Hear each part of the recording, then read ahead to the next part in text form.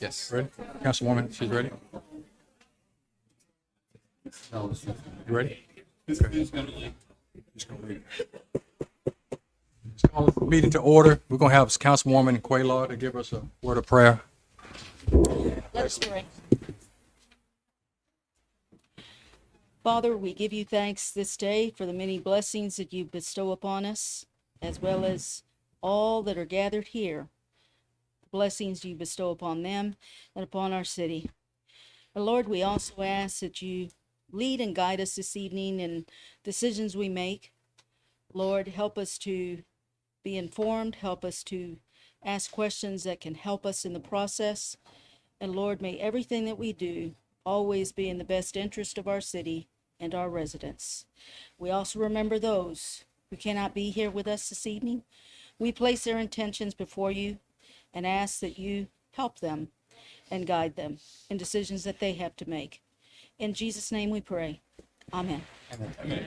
I pledge Allegiance to the flag of the United States of America and to the republic for which it stands, one nation under God, indivisible, with liberty and justice for all.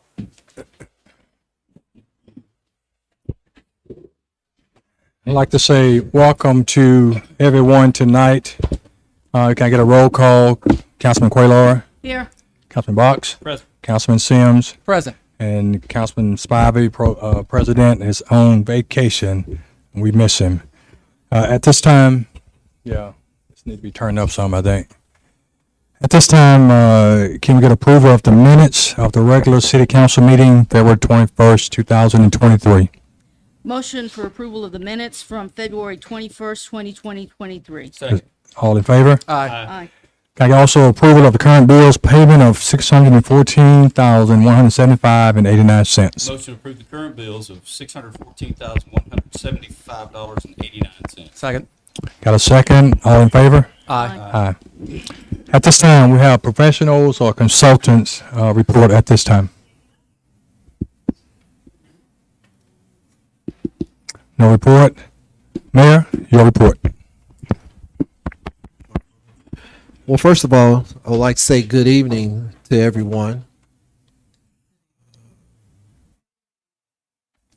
That was a sorry good evening. Y'all, do y'all want to try that again while they adjust the microphone? Good evening to everyone. Good evening, Mayor. Thank you all. I am so excited to have you all here tonight. Hopefully we will have a great city council meeting. We have an opportunity to be able to present some awards, to celebrate some victories, as well as to give you information that will keep you abreast about what's going on in our city. The first thing that I wanted to talk about tonight, if you haven't taken the survey for the library, I would encourage you to go and to be able to do that. We need 40 more individuals to go ahead and to be able to take the survey for the library. We really want to be able to get your feedback. We really want your input, and we want this new library to reflect the opinions and recommendations of all of the citizens in the city of Irondale. The second thing that I wanted to mention that I think is very cool, and is going to take place on Thursday at the Irondale Civic Center. It's called the Irondale Cycling Project presents the Temple of Zoom. It's going to start on time. It's going to start. It's going to start. The women's open and juniors is going to be at 5 p.m. and the B race is going to be at 6:20 p.m. They're going to have races for kids under 12, food trucks, and there's going to be a skills clinic that starts at 4:30 p.m. This is the flyer for the event.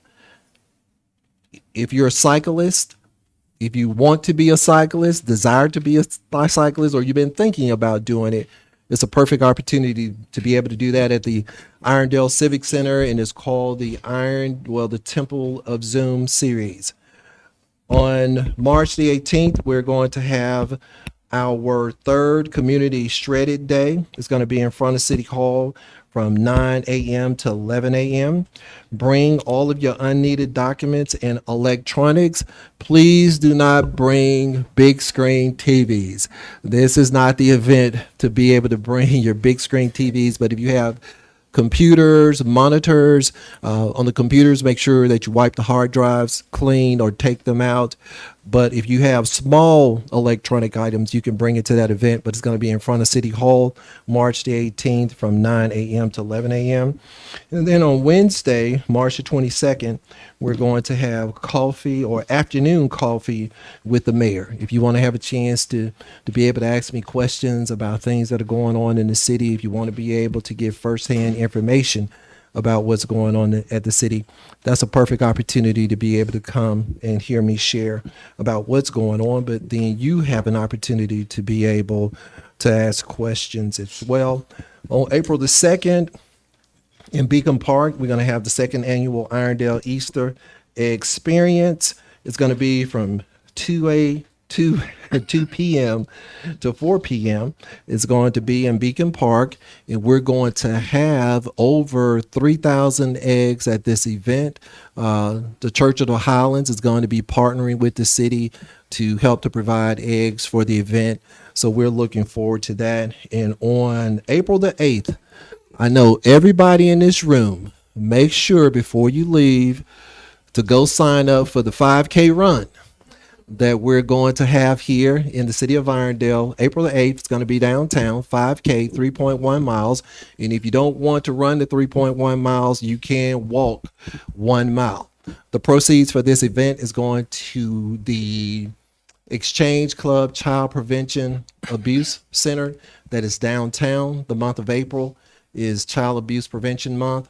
We want to be able to provide them with support to continue to do the good work that they do to make sure or help to eradicate the elimination of child abuse in our community. That is all of my talking points, Councilman London. Now I have a few presentations that I would like to make. And I promise you we'll get out of here pretty quickly tonight.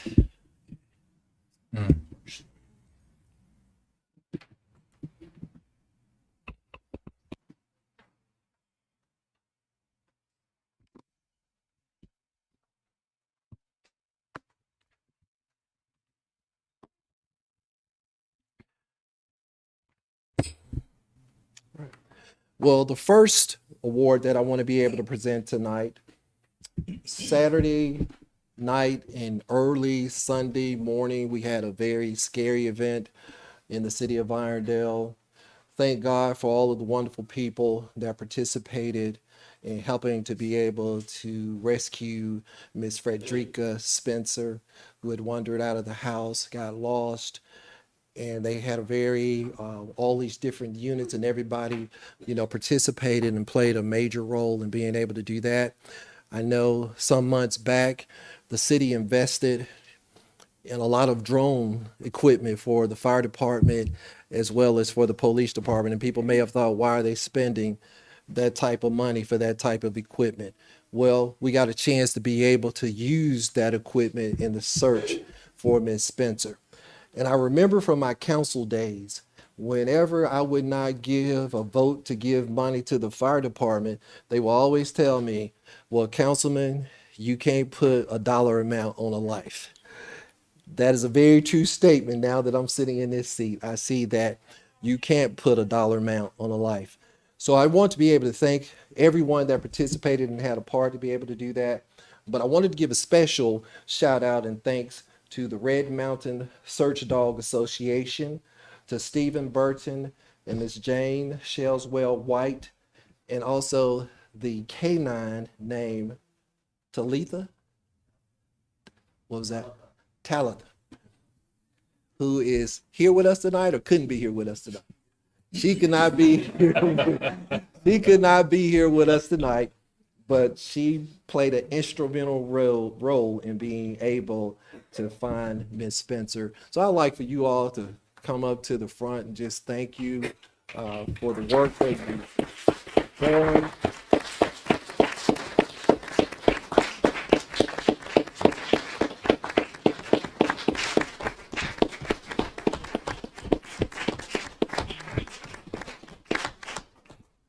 And not only did I want to verbally thank you, but I also wanted to give you a monetary gift at the same time. So we want to provide you with a gift from the city of Irondale and the city council and mayor in the amount of, drum roll, $1,000.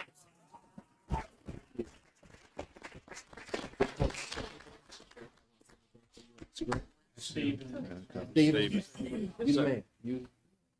Stephen looking at this check. He ain't trying to get to that microphone. You go ahead and speak, Stephen. then Okay. we'll do that. All right, Mayor, I just want to thank you for having us, and thank you so much for the generous donation from the city, and thank you, council, for having us here. And I just want to thank everyone that participated that night. We were a small part in a very large effort that involved both your fire and police departments, and it was a great outcome, and we're very thankful. You guys can be very, very proud of your city and your neighbors because they all came out full force for Frederica. And even people will come out at 11 o'clock at night from their homes saying, can we come help? Do you need to come behind our houses? What can we do? And your police department and fire department was so kind and gentle with her when they came to bring her out. And she was so scared, but they were very patient and kind and took care of her. And you guys can just rest assured, if something happens to you or one of your neighbors, one of your family, this city, the whole city is going to come out for you, for them, and take care of you. And you can be very proud of that. And we were so glad to come out tonight because we wanted to be able to turn the tables and thank you guys and talk about and kind of brag on y'all for a little bit. So I'd like to do a little bit of applause for Irondale City.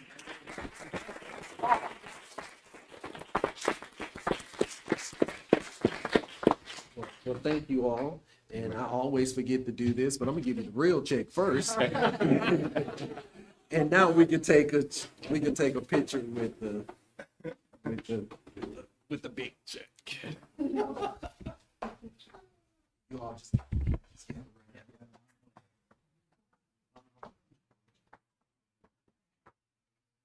Thank you.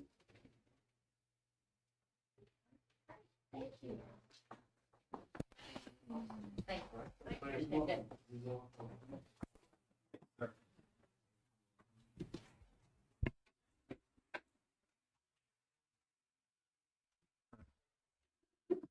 Yes, Melinda, I know you, so I'm sorry, I'm gonna call you Miss.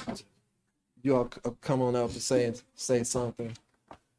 And this is Miss Spencer's daughter and grandson.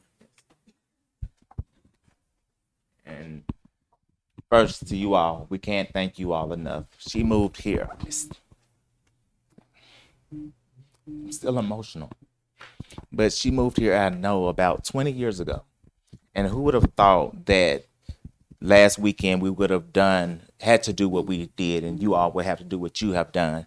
And especially you guys in the back and your fire and rescue teams, all of you all did an awesome job, because until you're in that position, you don't know how it feels. You will never know how it feels.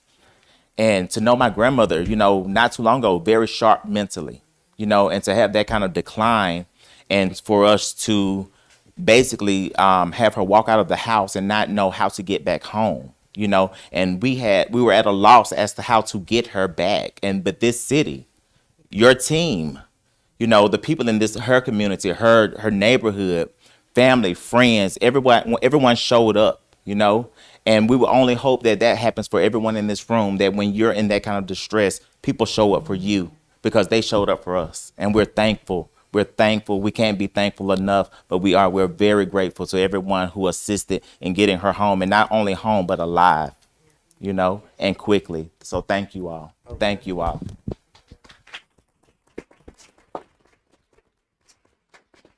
Just really quickly, my mom wanted to be here tonight. She's still a little weak, but she's at home, but she wanted me to just blow kisses to everybody. And she said the people that got her out of the woods, she remembers. And she said you were gentle and you were kind, and she'll never forget that. So thanks to everyone. I'm sorry. Can you all come back for another picture with the family? Is Jason and Josh in there? Jason, Josh is back. Oh.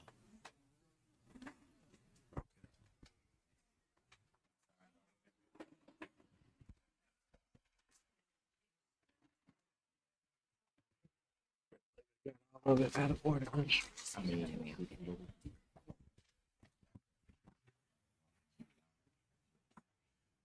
But I'm short. I'm short. We'll sit back on the big board.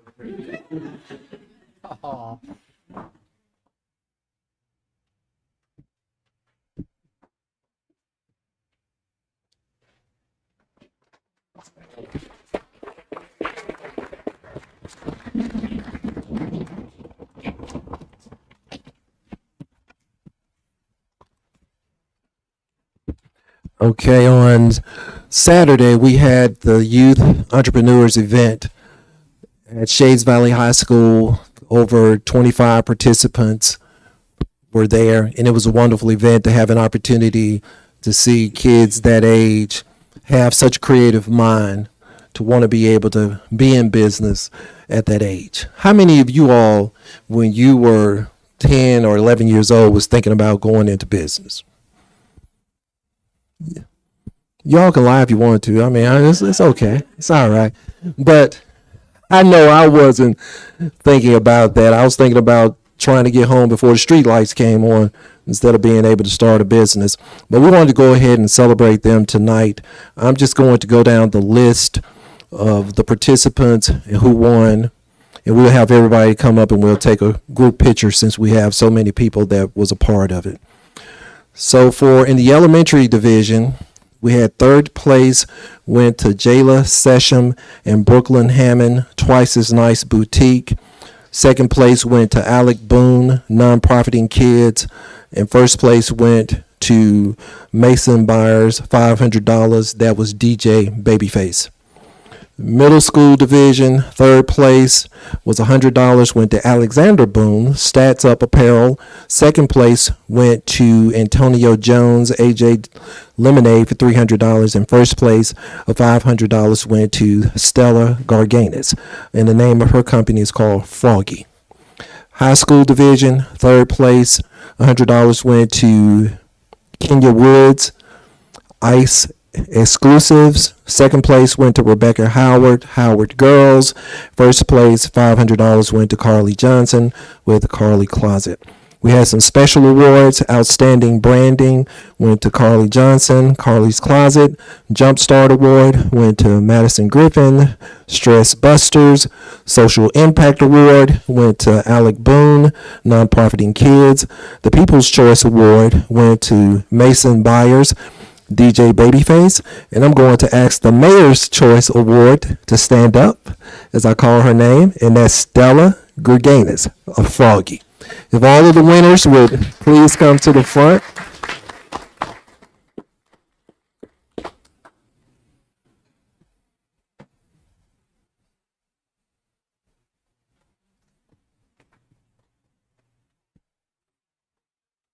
Well, you want to? Do we want to give them that check? Okay. Twice as nice. Do y'all want to keep it?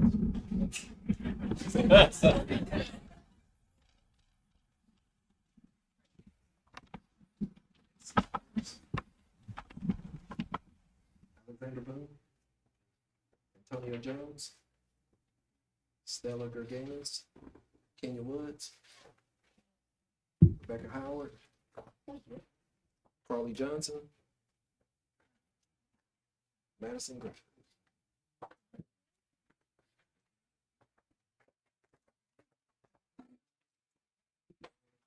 See how we can do. Everybody in there? Wait, then just a little bit, Mike.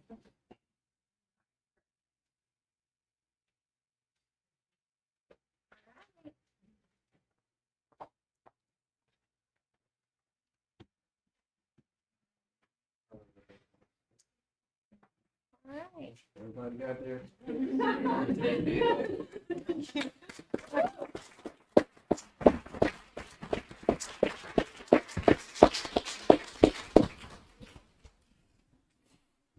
Okay, the amount of the awards that were given out was $2,950, and I would say that it was definitely a worthwhile investment. That concludes my report. Councilman London. Huh? Oh, it's the FBLA from Shades Valley here.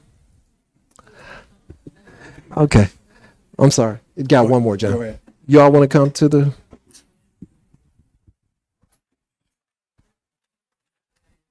Who's the spokesperson?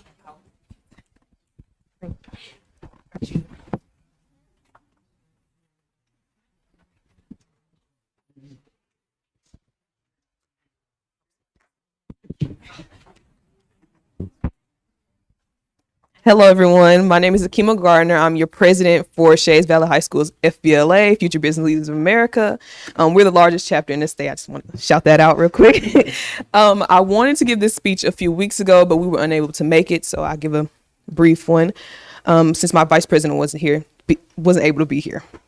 So, dear Mayor Stewart and the City Council, City of Irondale, first and foremost, on behalf of the members and officers of Shades Valley High School's Future Business Leaders of America, we would like to extend our gratitude for our proclamation of FBLA Day, given on February the 17th. On short notice, Mayor Stewart, Mrs. Stewart, and the City of Irondale were able to make our vision come to reality.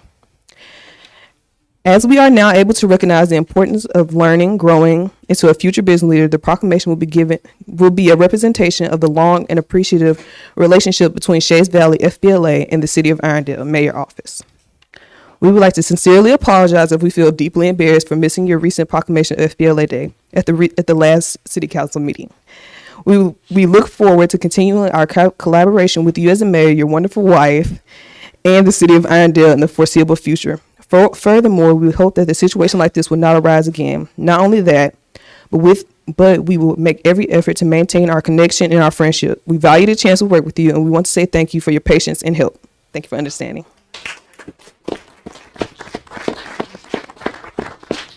Ms. Johnson, don't leave.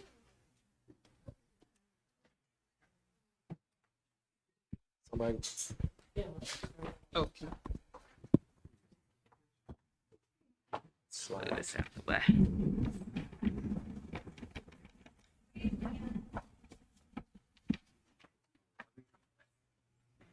That's perfect.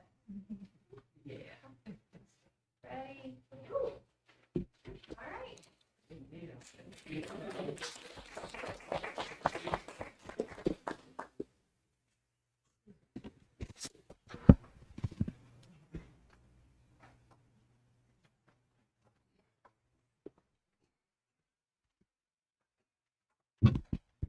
We did have one of our participants to walk in that was a part of the Youth Entrepreneurs Day. So I want to be Miss Carly Johnson. Carly, if you would come to the front. Carly wanted to get her own presentation, so she decided that she'd come after everybody else. But Carly, you want to say something? Since you. Okay.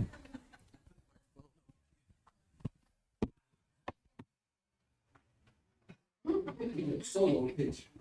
That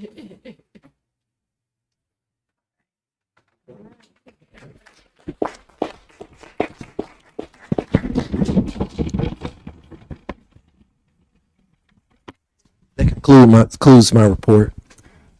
Thank you, Mayor. Thank you. At this time, we have department heads report. Thank you.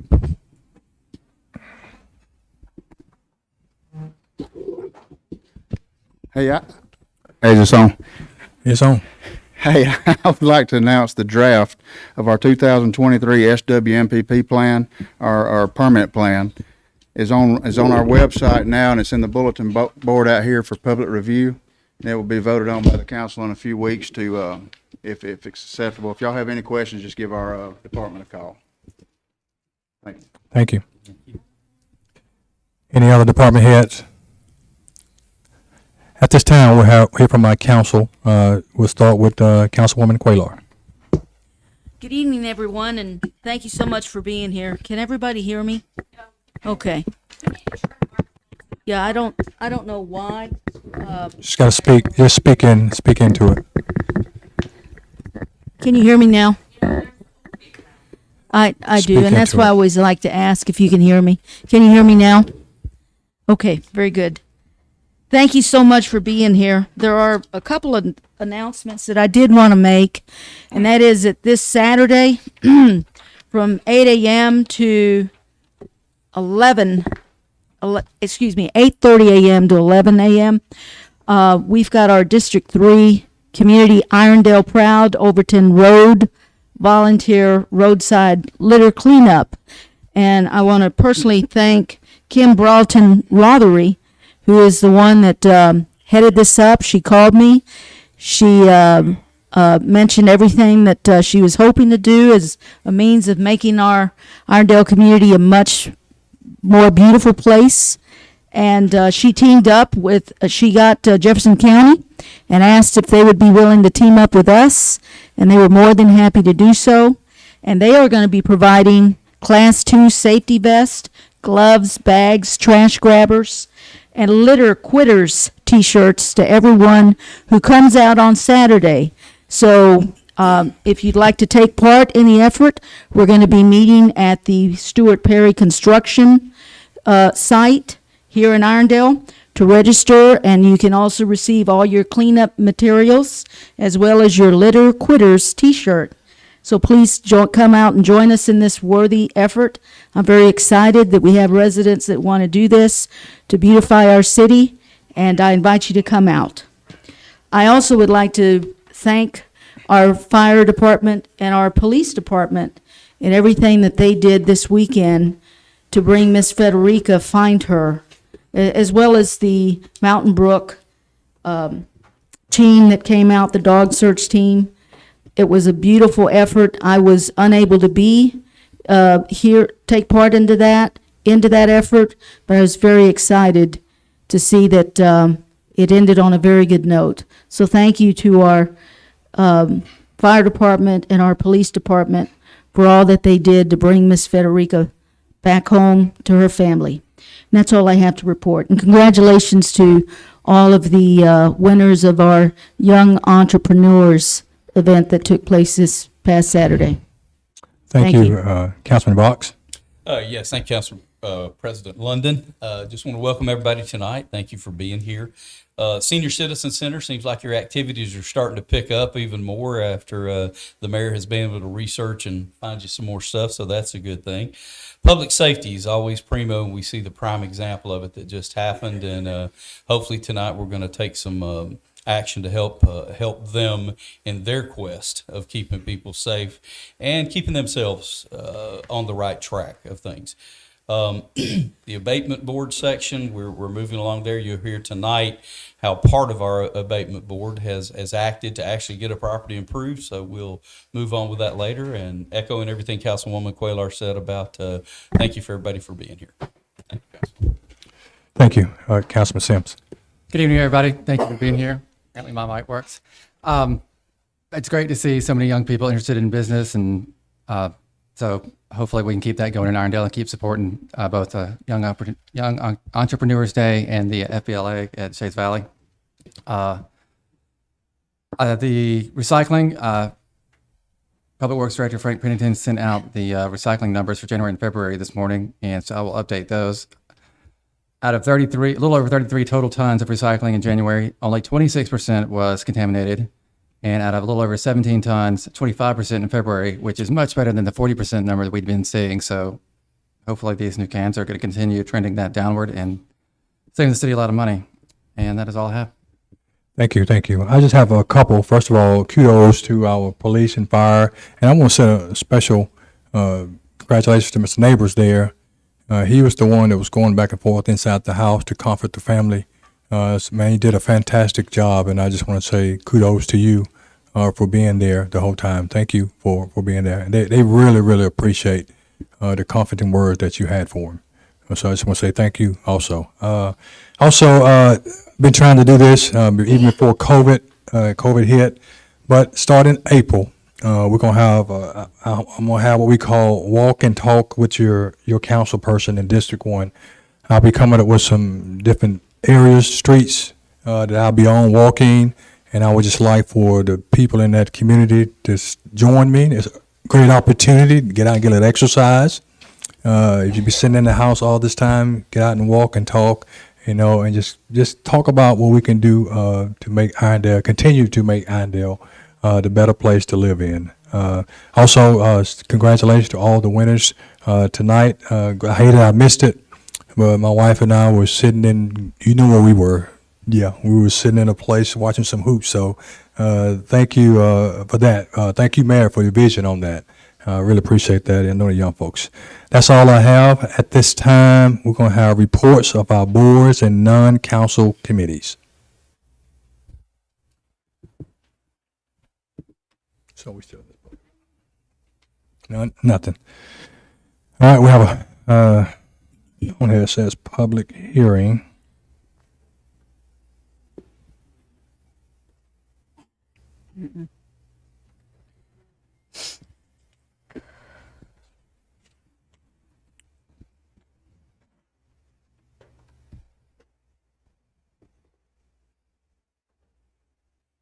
Something. All right, council deliberation on agenda items only. Number one, resolve the resolution 2023 R21 appoints name to be voting delegate, name as the alternate voting delegate for the city of Irondale at the Alabama League of Municipalities 2023 annual business meeting. And this meeting will be held May the 10th through the 13th. I think I got those dates right. And so we every year, this is something we do every year, is to vote 2 members to be our voting delegate, 1 voting delegate and 1 alternate at this time. So at this time, I take a nomination. Council President, I'd like to nominate Councilman Sims. I have served as a voting delegate, and so is Councilman Box. And if you're not planning to be there, and if you'd like to defer to Councilman Sims, I'd like to nominate him.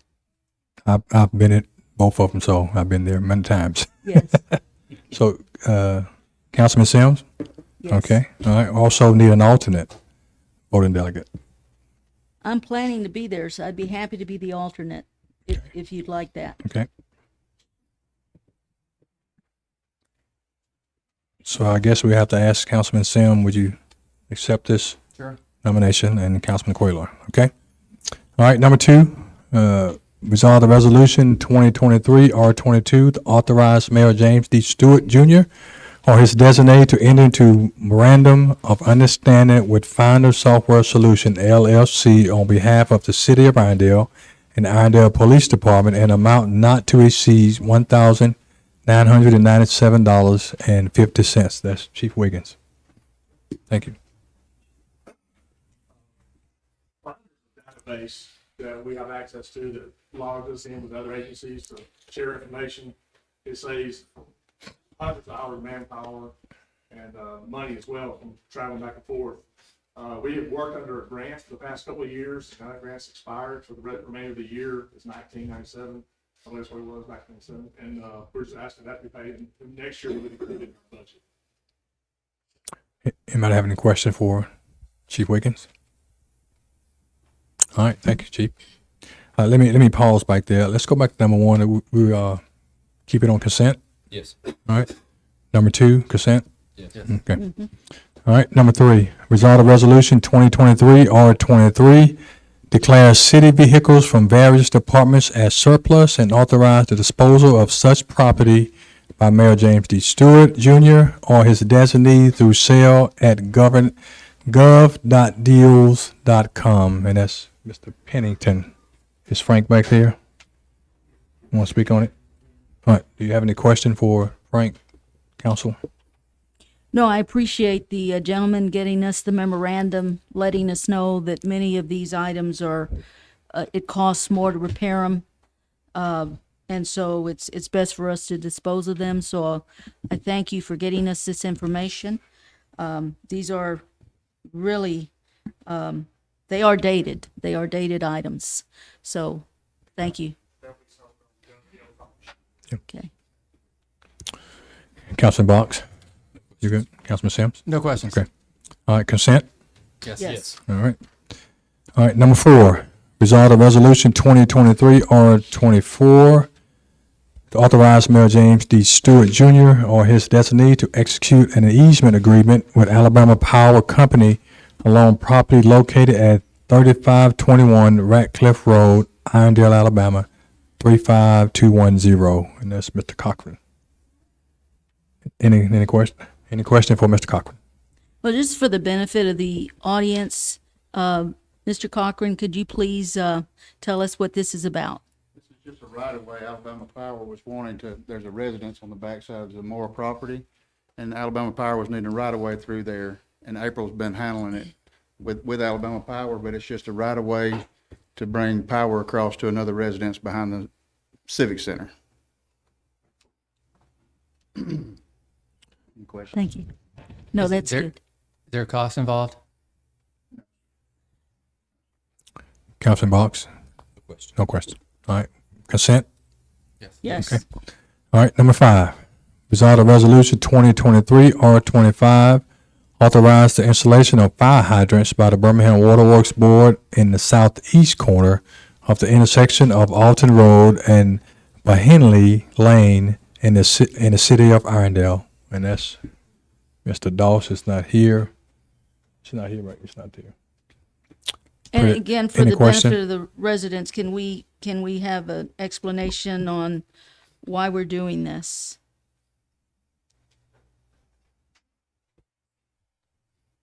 Brad back there. Brad's back there. There you go, Chief. I had a question about the fire hydrant. No, Councilman can you Quayla. just give us an explanation of why we're doing this? The, Good, there's a come. business development that's going in on, Alton Road, and it's gonna be done in stages. It's a, business incubator.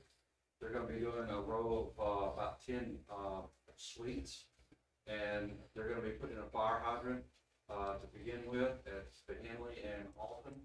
That's gonna be required for the length of hose that might need to be laid for, a fire. But when the development proceeds into 2 and 3 and 4 buildings, they'll be putting in private hydrants on the property. So, but this first building will need to be a public hydrant. Thank you, Mr. Doss. Appreciate it. Councilman Box? No questions on that. Councilman Sims? No questions. All right, consent? Yes. Okay. All right, number 6, resolve that resolution 2023 R26 amends the moratorium on the issuance of sign permits within the city of Irondale to provide that new businesses in the city may make application for a sign permit during the moratorium to add wall signs identifying such new businesses within the city and extend the moratorium until May 5th, 2022 to allow the city to complete its work on the sign ordinance amendments. Any questions? No No questions. question? In the box? No question. Consent? Yes. Yes. Yes. Okay. All right, regular agenda.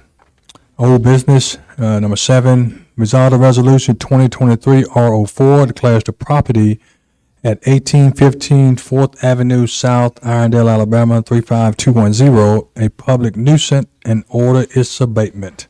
Mr. Cochran, is he back there? There he is. Been monitoring this site pretty heavy, taking pictures. He's removed the whole top of the house, all new rafters, all new ridges, roofing, decking, cleaned up all the, hedges around outside. He's putting a lot of money in this property. I told him the seriousness of this, and he wanted me to speak on his behalf tonight, because he couldn't make it, but I took a lot of pictures, and, he was just wanting to know if he could get a little extension on his abatement, just to show even more what he was doing. Council? No questions. Thank you. Councilman Box? In your opinion, would 60 days be sufficient to cover what he needs to continue to make project or progress, or would that complete the process? I don't think he'd be finished in 60 days, but he's did a complete gut on the inside. He's doing another layout through me, through his engineer laying out the house. And he's doing total rewire, mechanical, plumbing, HVAC, gas. I mean, the whole, he's doing a facelift of this property. And he's come a long ways in the last, since he's bought in the last month. But he called me this morning, I told him I would speak on his behalf. But I got pictures if y'all need to see them. So then I guess one question I have would be, Lauren, are we bound to do just a 60-day extension, or could we do a further extension since it does appear that he is going to bring this project to completion? We do longer. Thank you. Councilman Sims? Yeah, I'd be willing to go out 90 days or something, just to check progress again. All right, so, Just one go ahead. thing to readdress Inspector Cochran. How long would it take to bring it up to code?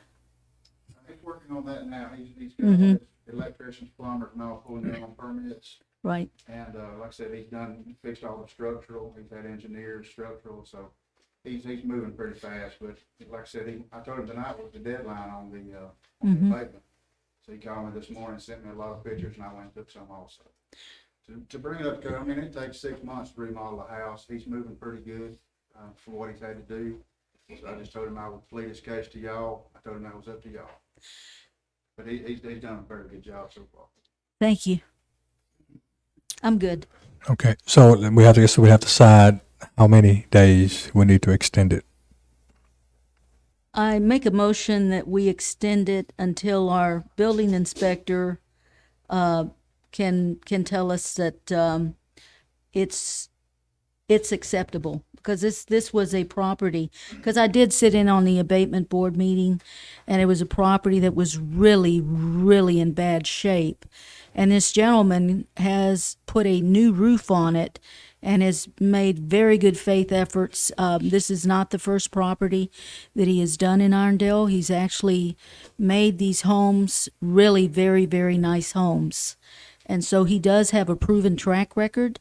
So I'm wanting to defer this and let our building inspector come back to us and let us know when we can go on and cancel the abatement. We can extend it, but I'd like him to come back and let us know when it's good to go on and cancel that abatement, since he's made significant progress. Are we allowed to do that? Yeah, you can make a motion to move it to the call of the chair, and so Greg can be in touch with David and essentially tell David when he thinks it's ready to go back on. Okay. Okay. At Thank what point does the structure need to be before, is canceling, I don't know what the, Property kind of bought it, been proven.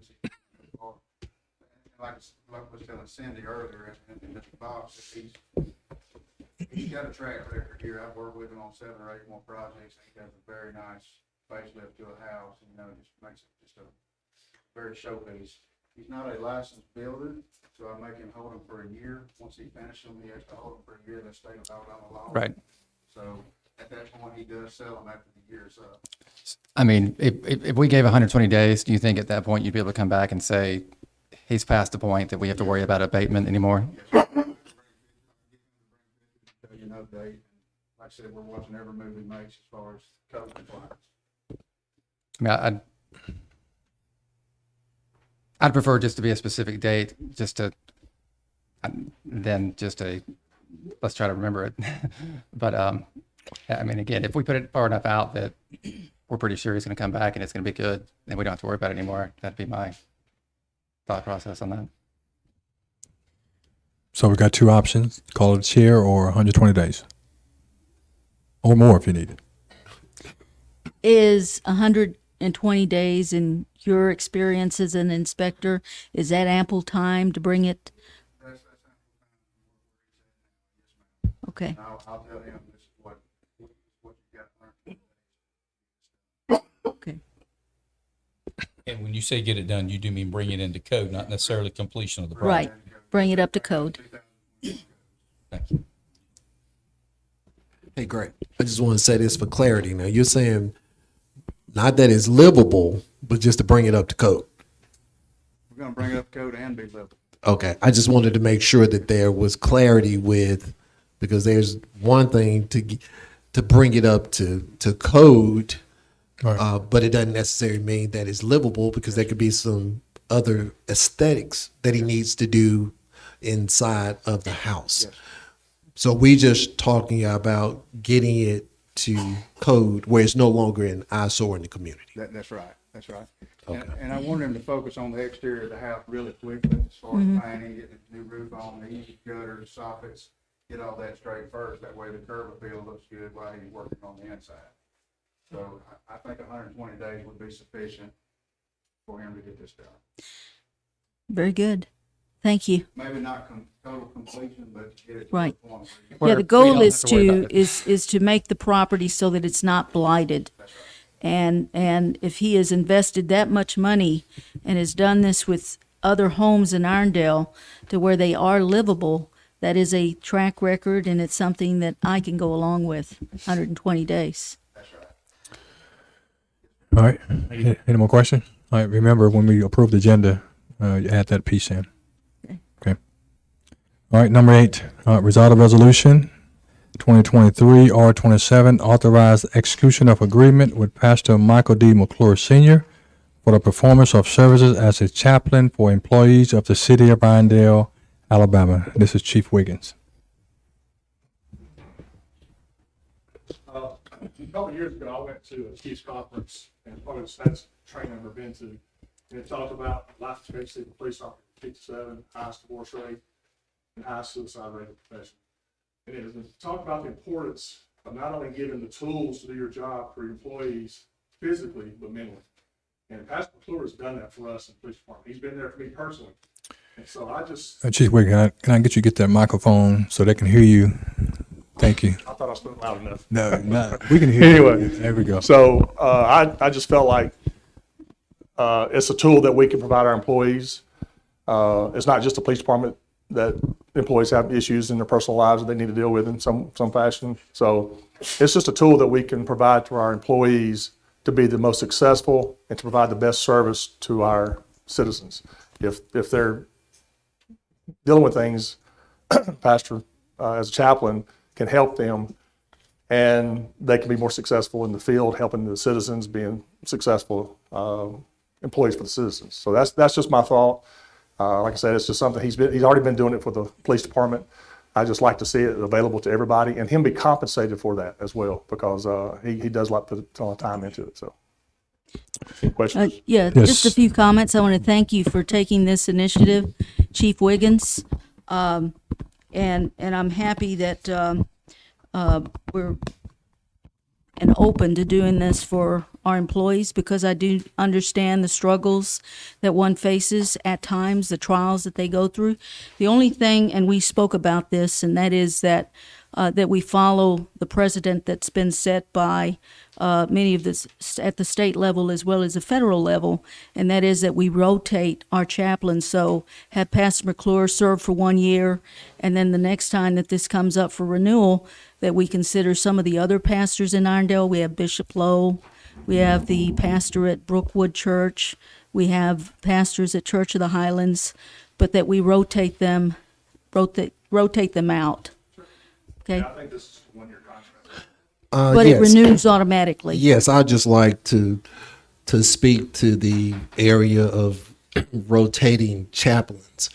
Rotating chaplains is to be a chaplain is a professional deal. Chaplains go through training. Just because you're a pastor, That's right. doesn't mean that you qualify to be a chaplain. I'm a That's right. pastor. Not a chaplain. Councilman Box is a pastor. Councilman London. Councilman London is a pastor. But the three of us are not qualified to rotate to be a chaplain because we don't have the training that is necessary to be able to do that. All of the pastors in the city of Irondale has had an opportunity to be chaplains for the city. Because 3 years ago, when the city started to recruit individuals to be chaplains for the city, there were only 2 individuals that stepped up. And that was Pastor McClure and that was Jody Troutwine at Kingsway. Yep. So I don't want people to think that the other pastors in the community haven't had an opportunity to be able to serve or to be a part of this position because they've had an opportunity and nobody has stepped up to be able to do it. We don't even have pastors in the community that show up to prayer every Thursday at 9 o'clock at Church of the Highlands. So I just wanted to put it out there that Pastor McClure is not only a chaplain, but he's also served as a police officer. So he knows exactly what police officers are going through. So I just wanted to let you know that being a chaplain is a professional office and that everybody's not cut out to be able to do that just because they have pastor in front of their name. So I wish that we would really consider when we put people in this position, we put people in the position because they're qualified, not because we want to rotate and give every pastor in Iredell the opportunity to be able to do it. Mayor Stewart, thank you for that clarification. So let's reword that and say that we offer this to other certified chaplains that are serving in Irondale, that opportunity be there for them as well. Okay? Councilman Box. What, are you saying that you want to change part of the wording in the? No, I spoke with our city attorney about it earlier today, and she said the wording was fine, but that the understanding would be that we would have others that could rotate on a yearly basis. Chaplains on a yearly basis. So you're not wanting to change anything on? No, but just so that we are aware that if that opportunity is there and there's another chaplain in Irondale that is willing to do it, that we give them that opportunity. So let me before we get to let me make a comment before we get too far gone, because I see where you're going with this. Shouldn't this be at the discretion of the police, who they choose to be their chaplain? Well, I think Councilman Let me- London, it's let me- actually. It's all city employees. And city employees, I like but I like to keep a little decorum. I know, Like we you- are. You had acknowledged me. Okay. So I think I would be able to address this next and then. Okay, go ahead. I'm gonna let you go. That which I'm gonna let you have go. the right to do is per Go ahead. diem. Go ahead. Okay. I was simply addressing that legally, we do not have to change the contract. Correct. I personally feel that a continuity year to year of an individual is a strength. Now, I'd see validity in what Councilwoman Cuellar says. If for some reason Pastor McClure came and said, look, I am becoming so much busier in other things, then yes, then we go out, we try to recruit additional qualified individuals. But I see no reason with it not being renewable for Pastor McClure as long as he is available to do it. My second iteration on this, I would like to change paragraph number 2 to be $2,500 a month instead of $2,250, simply because if you look at that, $2,250 is $100 a day.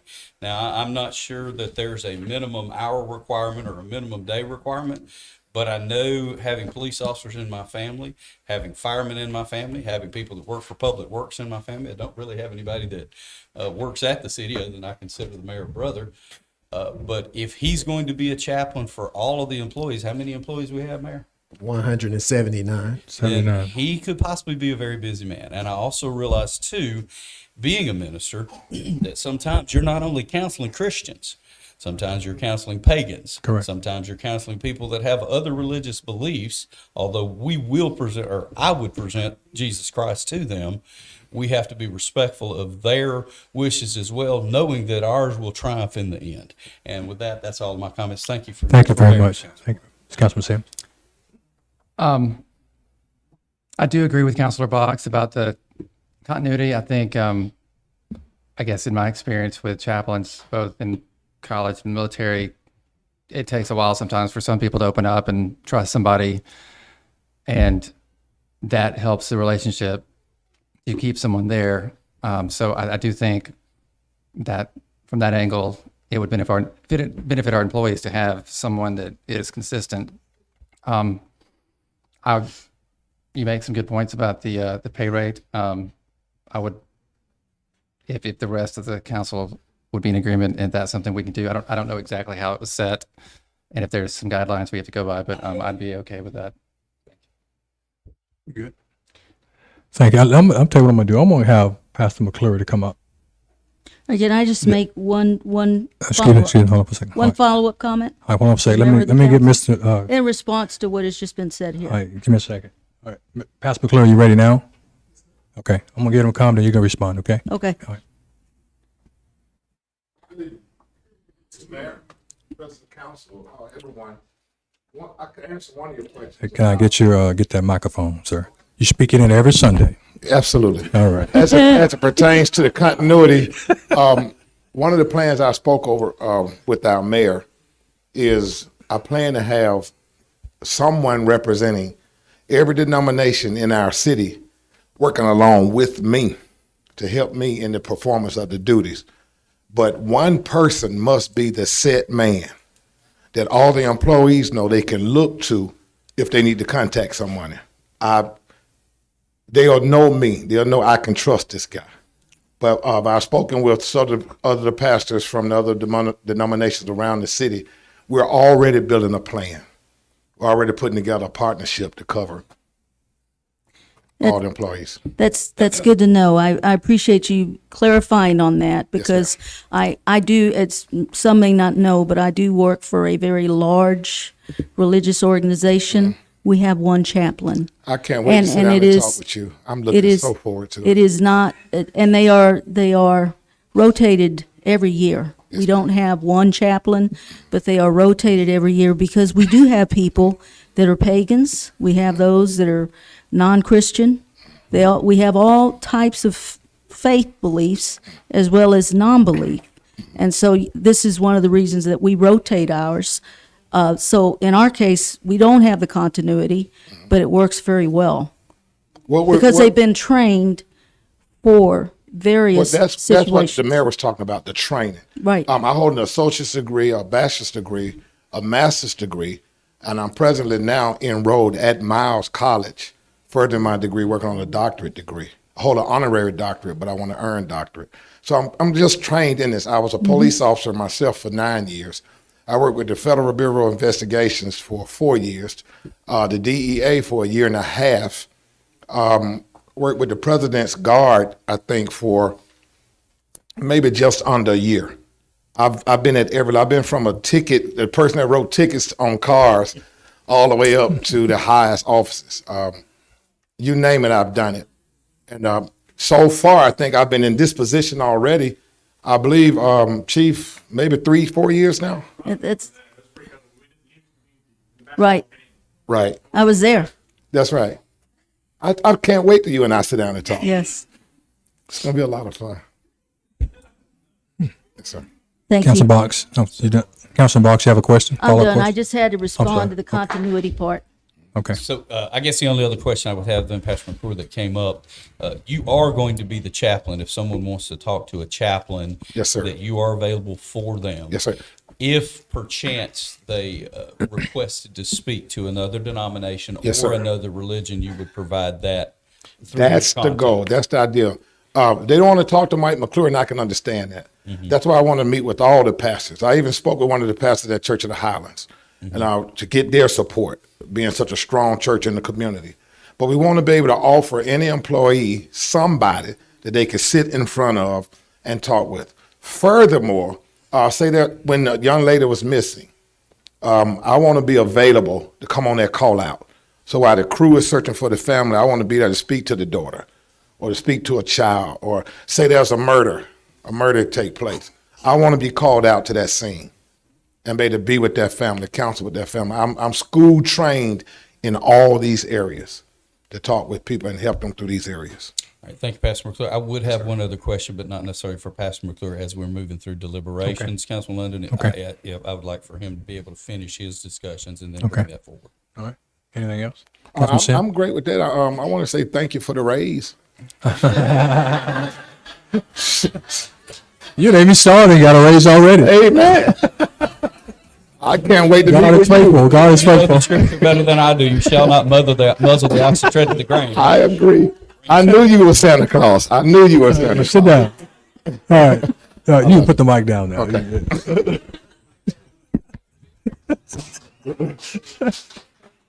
I just want to say thank you for everything you've done for the police the last however many years it's been, and I look forward to you being able to serve the rest of the city and its employees. Well, that's one thing I can say about you. You know, you've been constant. You know, I've been on council a long time. You've been constant, even before council. You know, we've been together a long time, and with your son and everybody else. I remember when you moved out to church. Yeah, I remember when that. So you've been constant, and every mayor, every city council, you've been there. I want to say thank you for that. Yeah. All right, you're winning, so you can go sit down. No, just wanted to clarify that. All right, you have a follow. I guess You have my a comment now, my question would be for Lauren at the legal department. If Pastor McClure is actually building a team, do we need to actually make provisions for other ministers that he may call upon to be compensated as well by including a budget or some type of expense account for this position that would exceed the compensation designated specifically for him? We can do that through the budgetary process. I mean, if you all want to create a line item for that and attach a dollar amount to it, we can create that through the budgetary process. Thank you, Mayor. Thank you, Councilman. You're welcome. All right. Any more questions? Follow up? All right. Keep it on consent. No, that's new business. I'm sorry. All right. Where are we?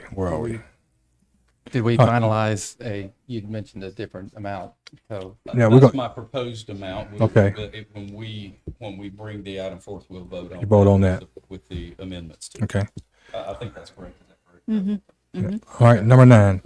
Resolve a resolution 2023 R28 authorize Mayor James D. Stewart to execute an agreement for purchase of real estate 1845 Crestwood Boulevard, Irondale, Alabama 35210 in the amount of $850,000 plus closing costs for the use of Irondale Police Department and the municipal court. This is Wiggins, Chief Wiggins. Chief Wiggins, you're up. Again. Your show tonight. Did you let anybody else submit anything this time? I have comments, but I don't have questions. So, Council President, before you all begin to deliberate on this particular item, if I could just speak for 1 minute, but I would like to bring Chip Gardner to the front. Chip is with Gardner there he is. Associates. He lives in the city of Irondale, lives off of Carl Daly Road, and he's been working with Dana and Jason with the Marks Fitzgerald building, but also looking at how the Regions building plays into the Marks Fitzgerald building to be able to create a municipal complex in that area between the two buildings. Chip and I met last week, and he kind of walked me through some of the different scenarios and options, but he also pointed out what was the advantage of the city being able to own this building in conjunction with the building next door. So I would like for Chip to be able to share that information with you all to give you all more insight on some of the research and the things that have been discussed before you all begin to deliberate on the item. All right, Chip. Chip. Microphone. All right. Microphone. Yeah. There you go. Thank you. So there is a feasibility study ongoing right now, and it is actually involving both properties because I was aware that this was something that might happen. So unfortunately, that's still in early stages, but I'm actually looking at a project that involved either just the Marks Fitzgerald property or both properties combined. So there'll be good information very soon to graphically show the difference and sort of the options that become available with the other property. I'm not completely aware of how this contract. I knew that it was taking place, but does it have a due diligence period also, Mr. Mayor? yes. Okay. It does. So that study will be ready, and you'll have you'll be able to. I can demonstrate very clearly what the options are with both properties. So in fact, this is just allowing you to get the building under contract until you have that information and you get, and can decide to close on the purchase. All right, Councilman Quillar. When we looked at the Fitzgerald property, one of the questions that I asked our legal counsel, because I was not comfortable with a 30-day for due diligence. That is not typical of most business properties that are sold, and I was uncomfortable with just having 30 days. And I asked our city attorney if that was ample time to do the due diligence, and she said that yes, they had checked that, and that yes, it was ample time. I also followed up and said, will we be receiving those reports from due diligence? And to this day, I have not received those reports, nor have any of you received those reports from due diligence. Is anyone on the council? No. Are you talking about from Mark Fitzgerald? Yes, I am. Okay. I'm a little confused. I thought we were addressing. Well, they're both linked together. And so I'm asking, do we have any information? Because we had 30 days to do that due diligence before we bought that property. And that 30 days is coming up like 1 or 2 days from now? Right. The due diligence expires on the Mark Fitzgerald building Thursday night. We have all of our due diligence reports back though. Can we receive those reports? Because we're linking both, and that's why I'm concerned. Because when you have 1 million, you're going to have a lot of development to make it conducive to our police headquarters as well as our municipal court. So we're going to add additional expenditures for that. And then we're looking at this property and we're linking. I was not at the executive session, so this is why I'm asking a lot of questions. So I hope you understand that, because I would have been asking them then. Sure. And the next thing is, I know that there's a property right behind the Fitzgerald building that is for sale and would be a whole lot less, $350,000. And I'm wondering why we aren't looking at that property, because it would serve as additional space. Because my understanding is are we looking at a parking lot, additional parking? Can I speak to that, Chip? Sure. No, I don't think anybody has ever stated that we were purchasing the Regions building to turn it into a parking lot. I don't remember anybody. I know I haven't said that. I don't think anybody on the council has said that, but there was never a statement made that we were purchasing the building It was a question. It was a question. I was asking Well, a the question is no. The question is no. We're not buying it to turn it into a parking lot. I just stated a few minutes ago that Chip is working to see how the two buildings work together. We have a better opportunity to be able to develop the whole thing with the additional building versus going in with the one building. How are we going to pay for the buildings? We're going to pay for the buildings, hopefully if the council approve it, out of the funds that we already have. So we're not getting ready to go borrow any money to be able to pay for the buildings. Chip is currently doing the feasibility study, and also the purchases are separate. So they're not dependent on each other. The Marks Fitzgerald is not dependent on Regions, and Regions is not dependent on Marks Fitzgerald. These are two independent purchases. However, combining the properties together gives us more to work with and more development that we can do with those two properties versus one, because of the way that the properties are situated on the parcels of land that they currently occupy. Right, and again, I wasn't at the executive session. I would have been asking all those questions. Mayor, my But we can- apologies. yeah. I was not able to get with you before the council Okay. meeting because I had a lot of work at my primary job.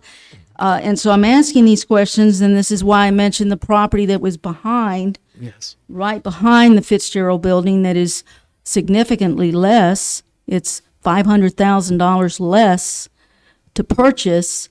And when I look at this Regions Bank building and knowing the history of it, It's sold for $550,000. They have not made any improvements to that property, but they're wanting $850,000, and that's a lot of money, $300,000 more than what they paid for it without any improvements at all.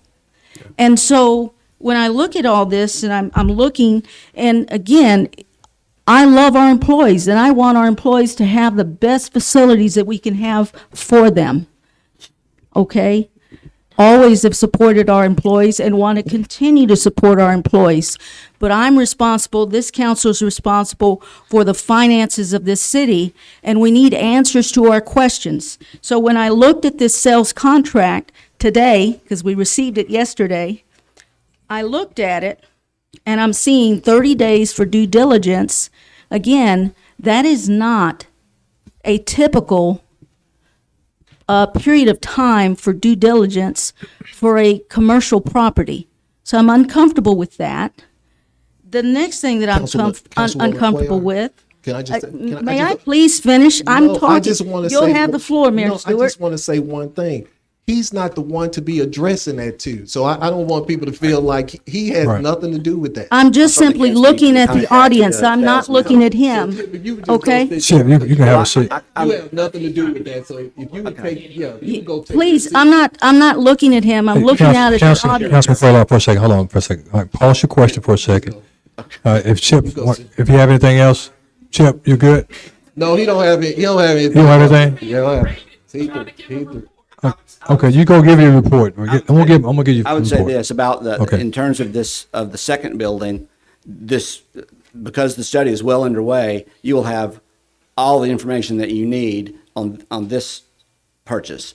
The Marks Fitzgerald building, I mean, in terms of the due diligence there is just in terms of the systems of the building or the structure of the building, those kind of things. The study is a larger thing that involves how the two properties can be used. So you will have very clear information on the Marks Fitzgerald as a standalone or the two properties combined well before the time that the due diligence period on the Regions property. Thank you. If that helps. Thank you, Mr. Now, Chip. Can I? Thank you. Well, I've May- got one question. Hold on for a second. All right, Mr. Chip, you good? Yes. Okay, thank you, sir. Sir. All right, you can leave the hot seat now. Okay, all right. I'm gonna pause. I'm gonna give another councilman an opportunity, okay? All right, Councilman Sims. Well, I was going to ask, finish. that's quite, I guess you said you're early in the looking at the options. Are you, I guess, is it too early to at least give us an idea of what some of the options look like? Or is that something, and again, we understand that it's early and it is just ballpark. Right. No, I would say this, that it's early enough.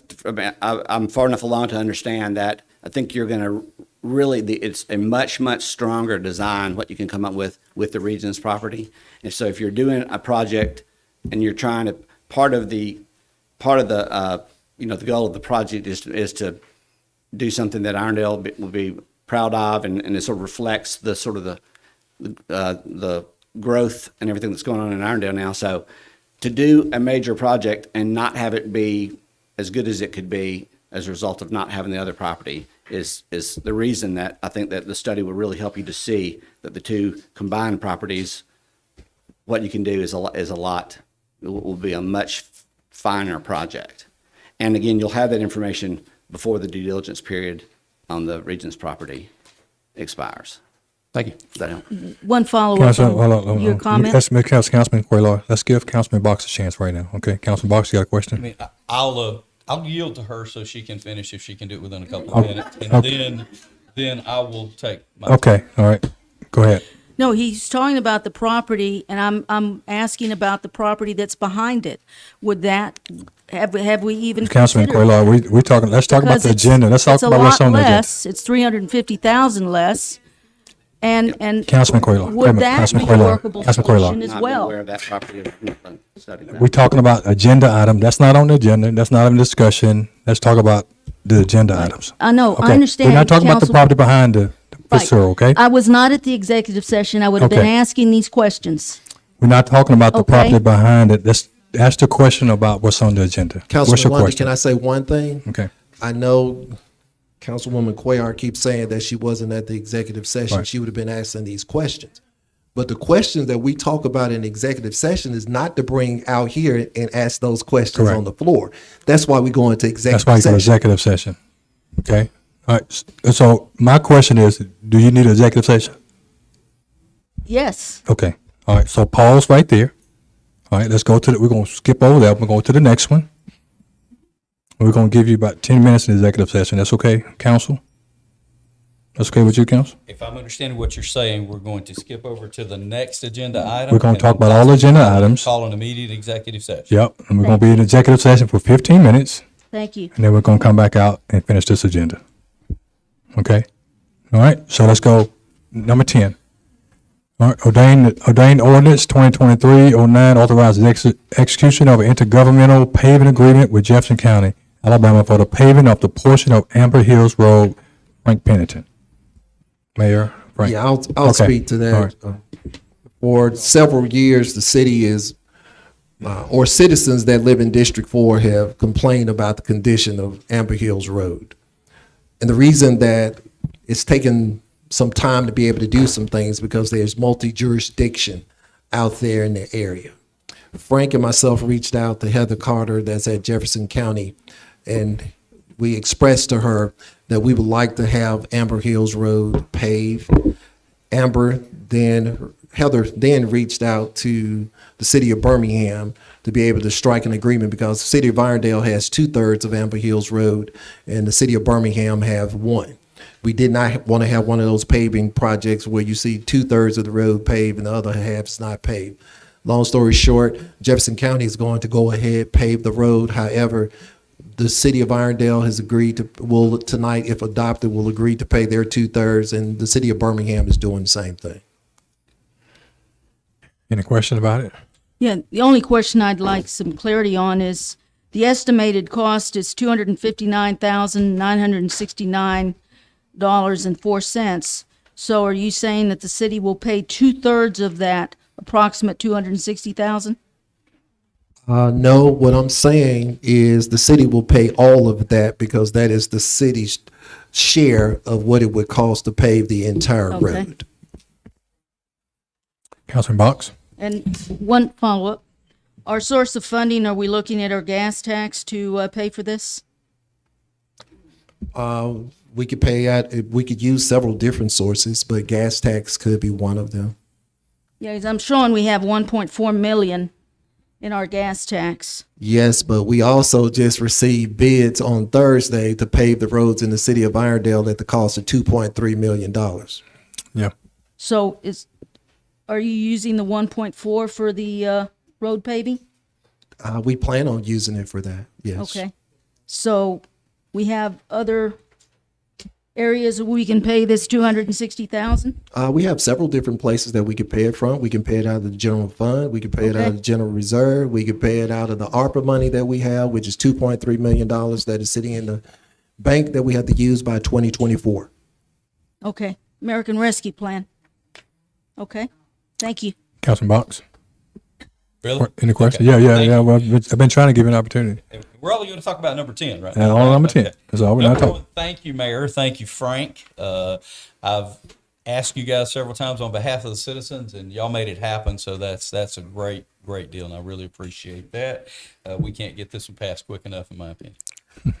Councilman Sims. I guess my question is just if this passes tonight, do we have any ballpark of when it will begin? I have no idea when Jefferson County is going to be the lead, and we don't know when they're going to bid the project.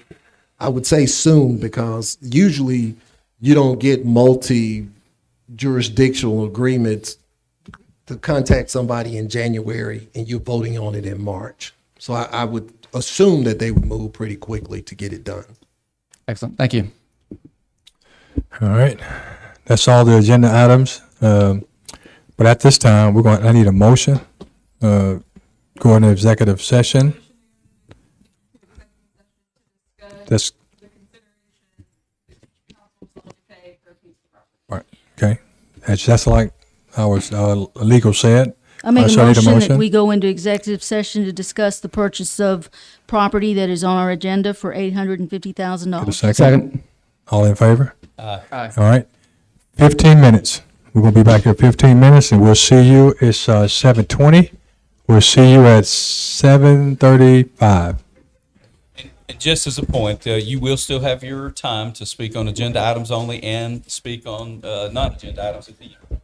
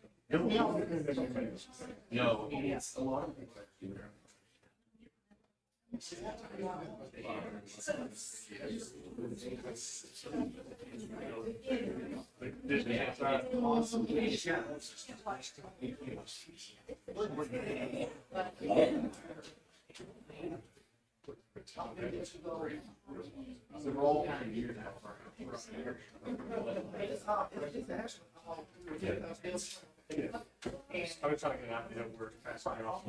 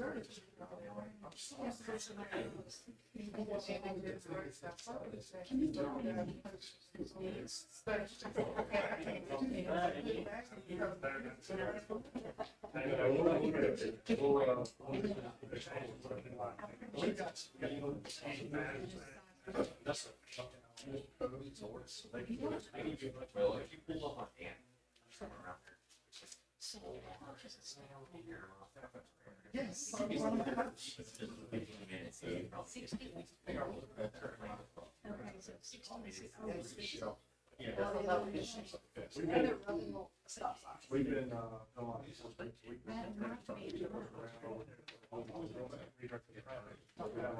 There's a lot of people up there.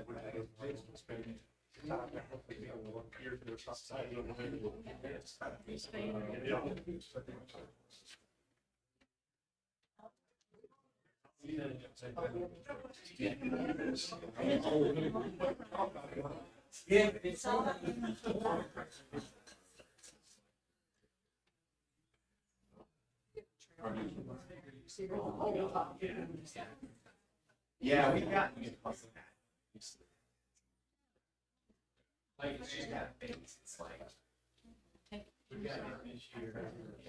get maybe I'll get home early now. You go get some rest. You don't have to. All right. Someone leaving there?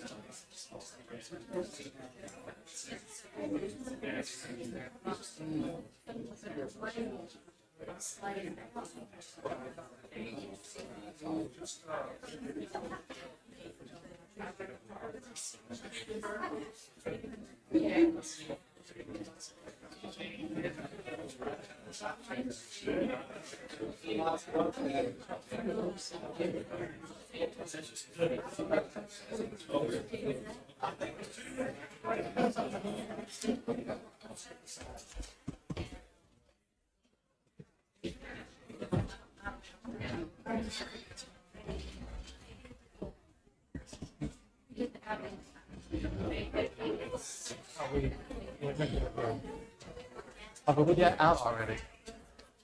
We already. What you'll worry about it. What, we're in whose house? She was asking. She thought we did it there. Oh, no. That was only because Lawrence, what we have to do here? we let everyone leave on the other side.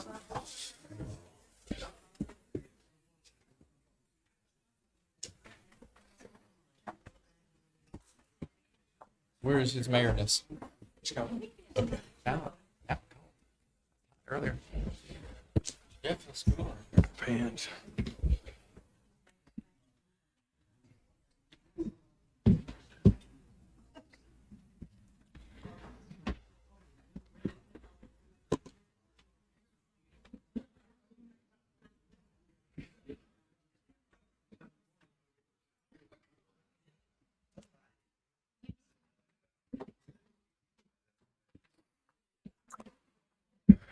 All right, can I get a motion to close executive session? I make a motion, we end executive session and return to regular council meeting. Second. All in favor? Aye. All right. That's the deliberation of all the agenda items, I believe. Well, no, we have to go back to 9 to finish our deliberation there, Councilman. We want to go back to 9. I thought we got all our questions answered. We did get our questions answered, but did you have any other, needed to have any All other right. comments? Any No, more comments? I had my questions answered, and I did would like to note on the sales contract, we have our deed, which has an amount of $800,000, but then the sales contract says $850,000. So there is a discrepancy there, and I am wondering why we just didn't go with the $800,000 that's shown on the deed. Why did we allow it to be increased $50,000 when the deed says $800,000? I can speak to that because they didn't accept the 800,000. That's why it ended up being 850,000 because it wasn't accepted. So it was renegotiated to 850,000. All right, and having an option of looking at the building that's right behind the Fitzgerald property would have been a good counter.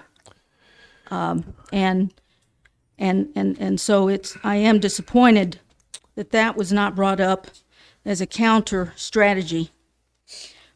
And again, I make the comments that this property sold for $550,000 and without any improvements at all to this property.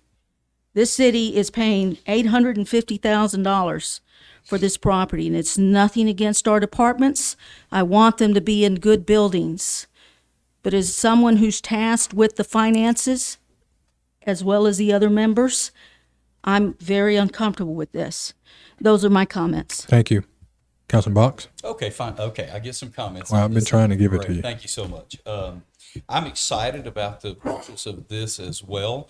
I can then visualize joining those two buildings with a crosswalk, all kind of great things that can happen. And I can't wait to hear what Mr. Chip can bring forward to us on it. We do have plenty of revenue streams to take care of it and pay for it, and actually to start getting it developed. You're going to have differences of opinion there, and that's what city government's all about. So moving forward, is there any way that we can actually add this? I guess can we put it on consent agenda? We cannot. Cannot. No. Okay, very good. That's all my comments. All right, Councilman Sims? I have no questions. All right. All right. We deliberated all the agenda items. I need a motion to approve the form of the agenda. Make a motion to approve the form of the agenda, adding number 7, if possible, to the consent agenda, and number 8 to the consent agenda, with the change of the compensation being $2,500 per month. And 120 days. And yes, you are correct, sir. And 120 days. On item number 7, the extension be 120 days. Got a motion on the table. Can I get a second to add those items? Second. All in favor? Aye. Aye. Okay, so 7 and 8 goes to the consent agenda. Make a motion to approve the consent agenda for items 1 through 8. Second? Second. All in favor? Aye. Aye. At this time, we have a public comments on agenda items only. Agenda items only. Make sure if you're going to speak, make sure you give our city clerk information so she can have it. And I just want to remind you, everyone, you have 2 minutes. So comments on agenda items only. No comments? All right. And Councilman Luna, I think I have a point of order. I think I was out of order on that. We are supposed to have the comments first and then approve the consent agenda. No. We're in No, order. We're in you order. were We're in fine. order. It was just So approve the now form. we will actually approve the consent agenda if we so. Yeah, Thank that's you. correct. Make a motion that we approve the consent agenda with the changes noted previously. Second. All in favor? Aye. Aye. Okay. All right. Approve consent agenda. It's been approved. Regular agenda. Anyone want to move number 7? Oh, I'm sorry. Number 7. Number 9. Make a motion, we approve resolution 2023 R28. Get a second. All in favor? Aye. Aye. Aye. No. All right. Number 10, ordinance. Can we, someone take it through the Did you procedure? get that? Thank you. I make a motion that ordinance number 2023-09 be considered read. Second. All in favor? Aye. Aye. Aye. Make a motion that we suspend all the rules that would prevent the immediate consideration of ordinance 2023-09. Second. Roll call. Councilman Grillo? Yes. Fox? Yes. Sims? Yes. And myself, yes. And finally, I make a motion that ordinance number 2023-09 be adopted and approved. Second. All in favor? Aye. Aye. All right, that concludes all our agenda items. At this time, we have public comments to the council. Public comments to the council. Yes. Non-agenda items. We passed the agenda items. Yep. Non-agenda items. Yes, sir.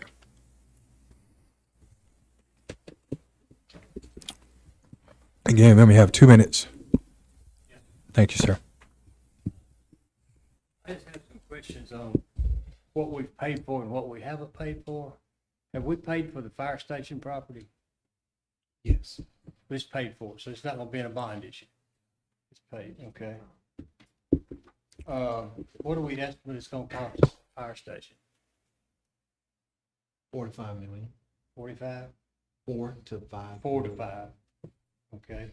Is the Marks Fitzgerald building paid for? Hasn't been purchased yet. Has not been purchased. Are we gonna be able to pay for it, or we're gonna have to do a bond issue? Cash. Okay, good. The Leeds property, did we pay for it? Which one, Ross? The Leeds, the, Whole property you talking about? Yeah. Cash. okay, so it's paid for. Paid. Okay. And, the library property was paid for, correct? Yes. Okay. Thank you very much. I just was wondering. Thank you. Anyone else? Yes. Come forward. You gotta tell them your name, address. Starting fourth Saturday of this month, our church will be offering a food giveaway. And I want to see how do I get information to the city so it'll be widespread. Gotcha. So it'll be every fourth Saturday of the month starting this Tuesday. Okay. At our church, Revelation Church. What time? I can get back with you on the time. Fine. Thank you. Thank you. All right. Anyone else? I'm sorry. Good evening, Mr. Mayor, Council. My name is John McConnell. I am with EMP Investments. This is my business partner, Mr. Curtis Eatman. We're here tonight to bring forth to you our project that we've been working on for about 24 months now. It's been a journey. It's been a learning exercise. Curtis has got some handouts for you. And this is on a property at 5421 Bahindley Lane. We originally started with a project, like I said, approximately 24 months ago. We've had numerous, as we call them, opportunities with acquisition of some smaller pieces of property, supply chain issues, things of that nature. And we finally are gotten to the point of final approach with coming to pull the permit in January. And we were made aware that there was an ordinance that was adopted for a masonry facade. We are very careful. We want to be good citizens, good corporate citizens in the community. This is not a build and sell. This is a buy or build and hold that Curtis and I have been working on for some time for small businesses. What you're looking at is a building that is approximately 12,000 square feet. It has approximately 11 units that are 22 feet wide by 50 feet deep. It does set at an elevation that is considerably higher than Alton Road, approximately 35 feet difference from the road level up to the finished floor level of the buildings themselves. But we were made of the masonry ordinance. Prior to even knowing that, we did put a masonry facade, partial masonry facade on the front and on the side of the buildings. We've taken special care to make sure that they were aesthetically pleasing. We have gone above and beyond on the doors, so they're not traditional metal doors. They are glass doors, insulated glass doors. We did do a lot of asking of potential tenants. The response has been phenomenal. Just had, matter of fact, yesterday, a gentleman with an automotive Sprinter van business who was doing work for Amazon and a host of others. And he said, there's no other property like this around the city. And he said, please keep me posted on your progress. And so what we are doing this evening, we've gone through a lot of trying to do cost cutting on the project, and we've gone to a phased approach simply because of the cost of materials and development costs for rock have gone up exceptionally. We're trying to maintain our cost so that we can pass that through to our potential tenants because we are targeting the smaller businesses who would want to locate. The hope is, from an economic development perspective, is that we are cultivating these small businesses that we could then migrate into better space, larger space within the city to help with the growth. And so, Curtis, would you like to add? Could you give her your name again? Yes. Just so for the. Okay. All right, you can go ahead, Curtis. So I echo what John said, and we'd be glad to answer any questions. But basically, what you'll see on those elevation renderings is approximately a 3.5 foot masonry band there at the base of the building to make a good presentation there. So, glad to answer any questions. Council President, Yes. can I say something to Yes. kind of set the stage why they're here? The reason that they're here is because of the ordinance that we passed. It says that 60% of a building has to have brick, and it names the other different types that it has to have. They started the process before we created the ordinance. When they went to get their permit, that's when they realized that things had changed. They're now coming because in that ordinance, it allows the city council to grant them a variance from that if you all desire to be able to do that. So they're here tonight to share with you all why they are requesting that. If you look at the front of the building, you'll see that all of that's glass doors, so it'd be hard to get 60% brick to go around that part of it. Then if you look at the back of the building, especially after talking to Butch about it, you can't even see the back of the building. It's not even visible based on the way that the building is laid out with the land. Therefore, next council meeting, we will be coming with a resolution with their request because the council has the ability to be able to grant that. Correct. And that's why they're here That's tonight. right. Okay. All right. Any questions for Mr. John and Ms. Curtis? Council, from the council? This property, it's zoned commercial? Yes, ma'am. Okay. Industrial 1. Industrial 1, okay. No other questions, thank you. Thank you. Councilman Bach? So this is phase one, and then the additional phases are going to each look the same? Yes, sir. And how many total phases is the goal? Four total buildings. Okay, thank you. Yes, and also this is kind of like what is it? The depot that they have, Innovation Depot that they have in Birmingham. They're doing this is similar to Innovation Depot, but this is for people that are in the industrial arena. So it's kind of like an incubation center where they're hoping to get startups and smaller businesses that does not have the capacity to be able to get something larger. And as they have an opportunity to perform in that building, hopefully they will grow out of that building into their own building, and then they can turn around and replace them with another tenant. So it becomes a catalyst for industrial growth in the city by helping startups to get on their feet, to get strong enough to be able to go out on their own and then turn around and replace them with somebody else. And they plan on doing that with 44 44 new businesses in the city. Councilman Box? So my only comment was that our city inspector Greg was going to come by, and he's actually researching into the new ordinance to discover, does facade mean the front of the building, or does facade mean all of the sides of the building visible? Typically, I thought you may have left already, Greg. Were you able to complete that research? No, sir, I have not. Okay. I was trying to get in touch with the committee and find out more detail of the ordinance. Mhm. My understanding is 60% of the full face of the building, 100% of the front, and 60% of the sides, minus the door. Okay. But I haven't talked to anybody yet to verify that I can right on that. Yes, and the intent behind the whole ordinance was to make sure that we do not become a city where a bunch of Butler buildings Right.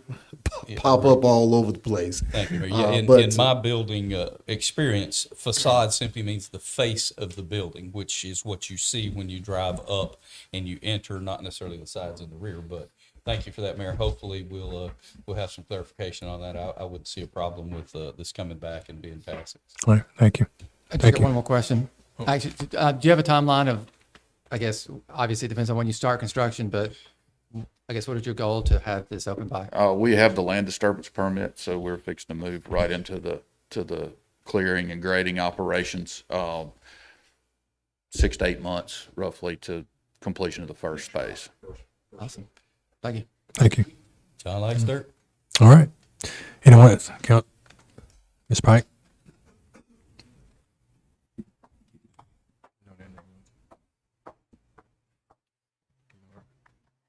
Hello, good evening.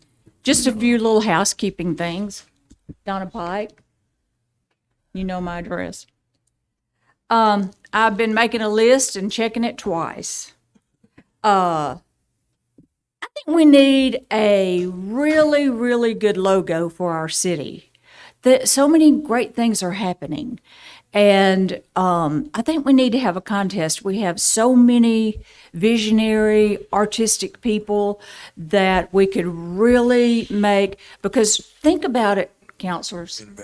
Every document, every letter, every business card, everything that this city is about, our stationery, et cetera, reflect that. And so I think that it needs to be as explosive and as great as some of the things that are going on in Irondale. All right. What about the Ms. Pike, signage? Can I say something? Sure. You mentioned about the city embarking on a journey to begin to brand the city. We started that 6 months ago. We've already started branding the city 6 months ago. Okay. And we're currently interviewing stakeholders throughout the city to be able to give feedback to the individuals that is working on branding the city as we speak.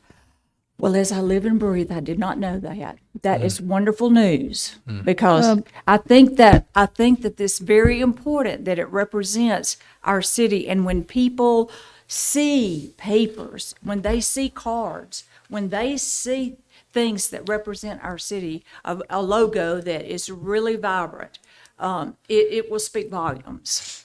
Can I comment on that? Her Did we- time, hold on. did- Let her finish. Her time. No, I mean, her time is regarding her. rolling. Councilwoman. Well, I know, but I do Let want her to get her comment. finish. Her time is rolling. Okay. I'll let her finish. Go ahead. Her time is rolling. Another thing is, where's the signage for our new water company and our, We will put the new sign at the water company as soon as the city finished going through its sign ordinance. We did not want to put a sign out there that would violate the ordinance that we have in place. The city's also going to monument signs. So we should be finishing up that ordinance, wrapping up that ordinance pretty soon. And we should be putting a sign out there within a few months. okay, well, I just wondered, because I pass it and then I have to turn around and can you tell me why there's a $4 charge when we pay our bill? Yes, because there's a charge there's a processing charge for every transaction that we run through the city.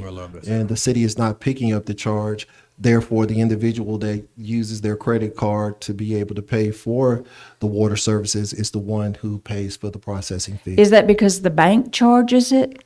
The company that runs the company that processes those transactions charge a fee to be able to process those transactions, and that fee is passed along to the customers for that transaction to be completed. Sister Pike, that's your time. Okay. Ms. Pike, that's your time. Thank you. Thank you. That's your time. Is Thank that you. my time? That's your time. Well, Sorry. the mayor took I paused it. You asked me You questions. you asked a question. I guess it's because he's the mayor. That's right. Yeah, that's true. Yes. Yes. Yes. Anyone else? Yes. Well, wait a minute. I do want to comment to Okay. Ms. You go ahead Pike. while you come. Go ahead and comment while you And come. that is, You can come. this, what you just said, Mayor Stewart, why aren't we having our residents vote on the logo for our city? We're having them vote for our library, what they want in it. We're having them vote for the plan. They need to vote on our logo as well. I want them to vote on our logo. This is not something that one person decides. This needs to be decided by all our Councilman residents. Quaylar, Councilman Quaylar, let him Well, answer I'm the question. speaking, that's why, let me finish. No, you okay? Councilman Quaylar, let him answer the question. Let him Right, answer what the I'm saying is, all our residents should have a say in the logo that they want for their city. Councilman Quaylar, you asked the question. Let him answer the question, okay? Councilwoman London, let her go Okay, ahead. all right, Let her go ahead, because I want to hear this. Go ahead. Let her go ahead. Right, as a member of the council, I'm very glad that they're giving feedback by survey on our library, what they would like to see in it, what they would like to see at our dog park, what they would like to see at Ruffner Park. Their input is very important. And how they want their city, the image, the logo for their city is important as well. And I want them to give us their input. I want them to vote on a logo. I don't want that to be our decision. I don't want that to be a mayor's decision. It needs to be a decision made by our residents. Those are my comments. All right. Do you want to respond? All right. First of all, You may want to have a seat until we. no, this is not going to be long. It's going to be short. This one's funny right here, so it's going to be short. I never said that I selected the logo for the city. You all voted on a company to rebrand the city. And we are now working with that company to get everything in place for the citizens to be able to vote after everything is put together, to have them something to be able to select and vote on. I never said that I'm picking the brand. I never said the council was picking the brand. I only said, because Ms. Pike said that nobody was not doing it, I wanted to clarify and say, hey, you all voted on this 6 months ago. We are already working on this. They are already talking to people in the community to be able to get feedback. And once they consolidate that report and come up with some renderings of what the logo should look like, guess what? We'll bring it to the citizens and let the citizens decide. All right. Thank you. Yes, Thank you sir. for that clarification, Mayor Stewart. That's what I'm saying. People are so quick to jump to want to say something negative about all the good stuff is going on. If they would only consult the sources, then we wouldn't even be having this conversation. That's right. I can't even get these minutes back. I'm sorry. You go. Oh, you're fine. Mine's not even that big of a deal, so don't worry about it. Council. What's your mayor, name? Yeah, so I live in Holiday Gardens. This may have been addressed. So What's your name? Oh, yeah, I'm Charlie Denton. Sorry. For the clerk right here. Clerk. Oh, Yeah. Charlie Denton. And what's your address, please? Oh, I'm at 531 Danton Lane. Danton Lane. Fellow Holiday Gardeners. That's right. So yeah, the big thing, y'all may have addressed this already, but I'm just basically seeing what's like the update on potentially paving some of the roads in Holiday Gardens. Outside of my house, when a trailer comes by, it sounds like an earthquake. So it's really bad. And so I don't know the update on that. Somebody had mentioned it to it on the Holiday Gardens like Facebook that they were going to do that, but I was just trying to possibly get like an update on that. Holiday Gardens is in the third phase. Okay. We will be announcing those roads in July. Okay. The roads that we're talking about doing now were the roads that was mentioned in last July. After consulting with our Public Works Director, Frank Pennington, our focus is going to be on Holiday Gardens in this next phase. Okay, I appreciate it. That's it. So look out for to hear around July. Okay. And give Lee your contact information, and Okay. she can keep you abreast of Okay. what's Miss- going on. I can knock on his door. If I can make a comment for the benefit of Mr. Dent and everyone else, because we approved the pavement of the roads that are going to be taking place once the bids come in about 3 months. The pavement for, which is phase 2 of our accelerated road paving plan. There is a list of the roads that were approved by the council. If we can get that list put up on the city website, again, to refresh everyone's memory.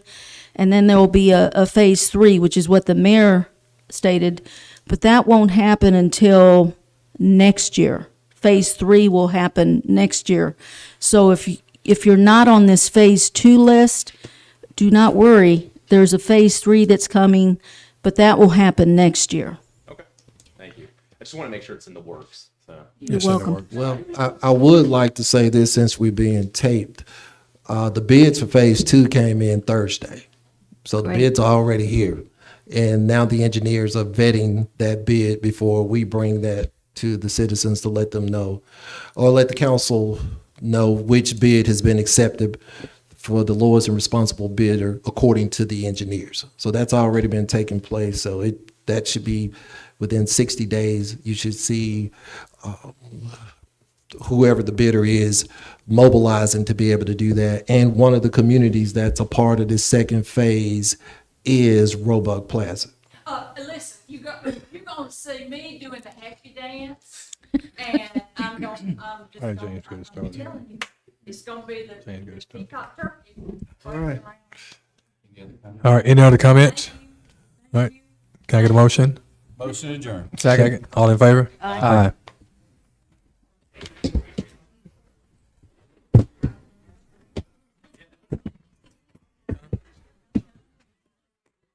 Box motion and Sims.